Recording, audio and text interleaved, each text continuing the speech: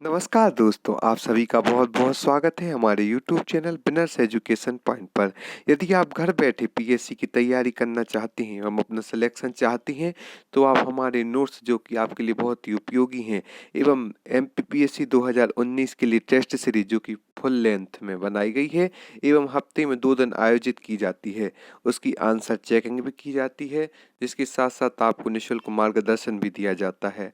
आप हमारी test series join कर सकते हैं एवं हमारे नोट्स भी प्राप्त कर सकते हैं, जो कि आपके चयन में बहुत ही उपयोगी भूमिका का निर्वहन करेंगे।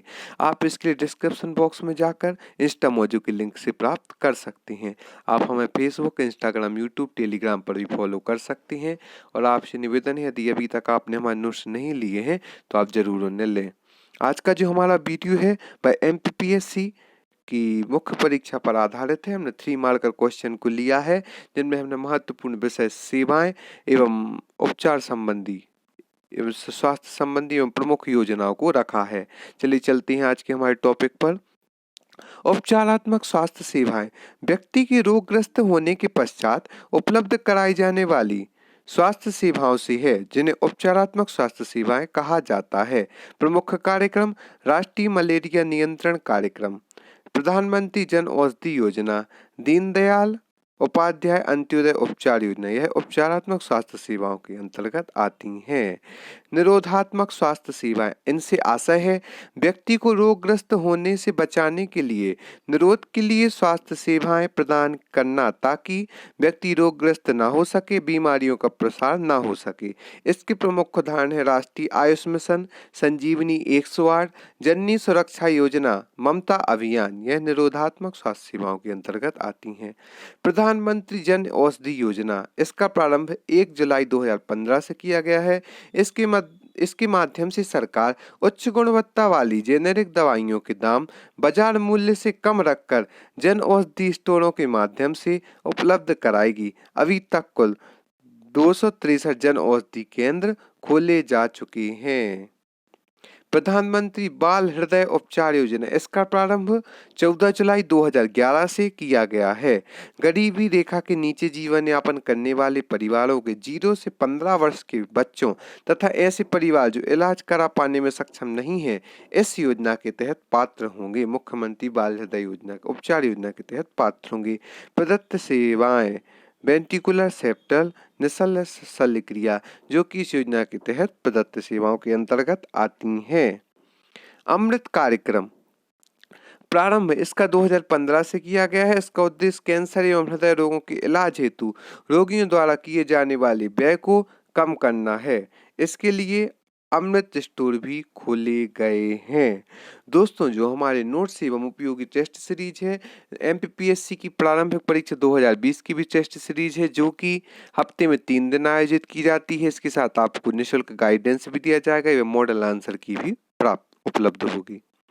राष्ट्रीय ग्रामीण स्वास्थ्य मिशन प्रारंभ इसका 12 अप्रैल 2005 से इसका प्रारंभ किया गया है। इसका आशय है स्वास्थ्य मंत्रालय द्वारा यह चलाई जाती है। उद्देश्य है ग्रामीण क्षेत्रों में सुगमता से बहनी और जवाबदेही वाली गुणवत्ता युक्त स्वास्थ्य सेवाएं मुहैया कराना है, जिसके लाभार्थी माताएं, नवजात शिशु, बच्चे, किशोर किशोरी राष्ट्रीय ग्रामीण स्वास्थ्य मिशन के तहत इसका लाभ लेते हैं। राष्ट्रीय स्वास्थ्य बीमा योजना प्रारंभ इसका 2007 से किया गया है। इसका उद्देश्य गरीबी रेखा से नीचे जीवन यापन करने वाले असंगठित क्षेत्र के श्रमिकों, उनके परिवार के सदस्यों को स्वास्थ्य बीमा के जरिए बीमारियों की उपचार की सुविधा मुहैया कराना। केंद्र राज्य सरकार की इसमें हिस्सेदारी देखी जाए तो केंद्र सरकार की इसमें हिस्सेदारी 75% अर्थात 75% है एवं राज्य सरकार की इसमें जिम्मेदारी देखी जाए तो 25% है, अर्थात 1/3 खर्चा केंद्र सरकार व्यय करती है, 3/3 एवं 3 हिस्से केंद्र सरकार व्यय करती है एवं 1 हिस्सा इसका राज्य सरकार व्यय करती है राष्ट्रीय स्वास्थ्य बीमा योजना के अंतर्गत, जो कि 2007 से प्रारंभ की गई थी।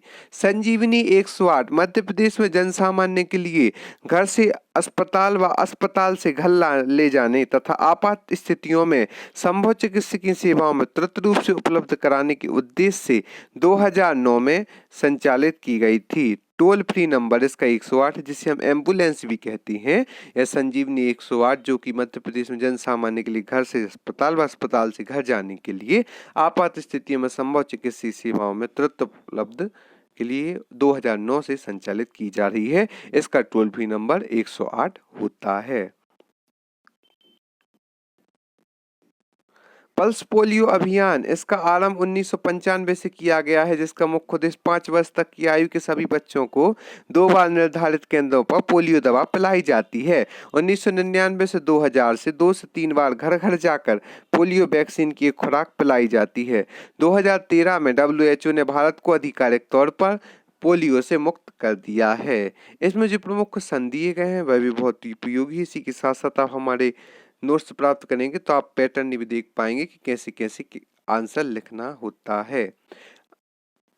अंतरा योजना, अब हम देखेंगे कि शॉर्ट में आंसर कैसे लिखे जाते हैं।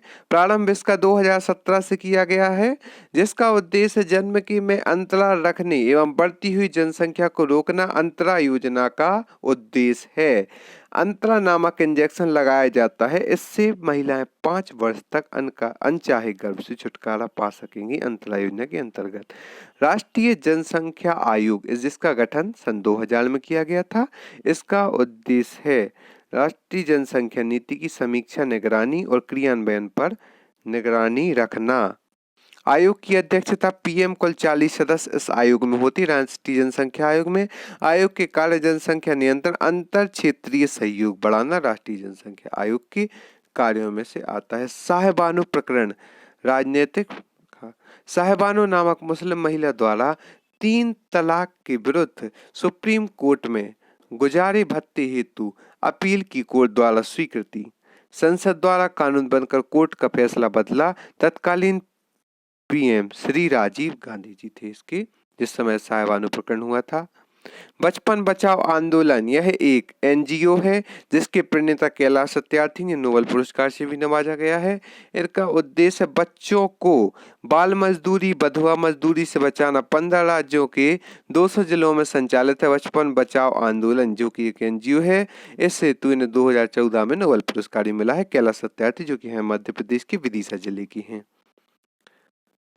सामाजिक न्याय की अवधारणा, राज्य की समाज के प्रत्येक नागरिक को न्याय, अन्य नागरिकों के समान अधिकार प्राप्त हो, प्रत्येक व्यक्ति को विकास के पूर्ण अवसर प्राप्त हो, किसी भी वर्ग का शोषण न हो, सबका साथ सबका विकास। इसकी योजना है सुगम भारत अभियान, इंद्रधनुष मिशन, बालिका समृद्धि योजना, जो कि सामाजिक न्याय की अवधारणा को प्रसारित एवं विकसित करती है। सबका साथ सबका विकास। पौष्टिक आहार, ऐसा आहार जिसमें निर्धारित अनुपात में शरीर के अनुकूल कैलोरी, कार्बोहाइड्रेट्स, प्रोटीन, विटामिन, खनिज आदि हों, उसे पौष्टिक आहार या संतुलित आहार भी कहते हैं। सरकार द्वारा प्रयास, राष्ट्रीय पोषण नीति 2007, पोषण सप्ताह 1 से 7 सितंबर।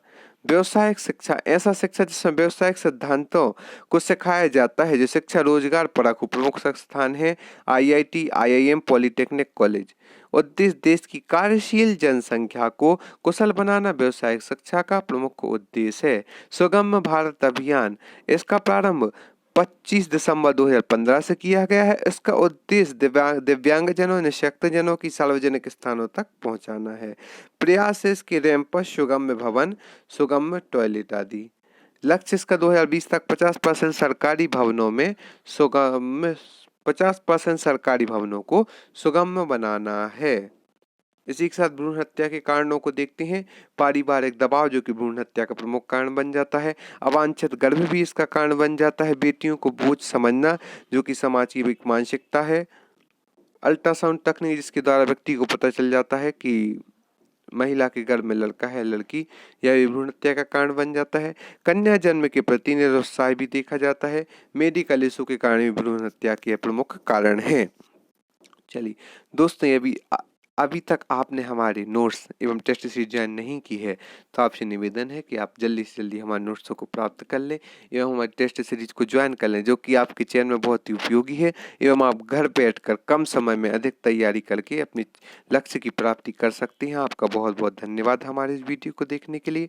हम आशा करते हैं कि यूँ ही आप हमारे साथ बने रहें।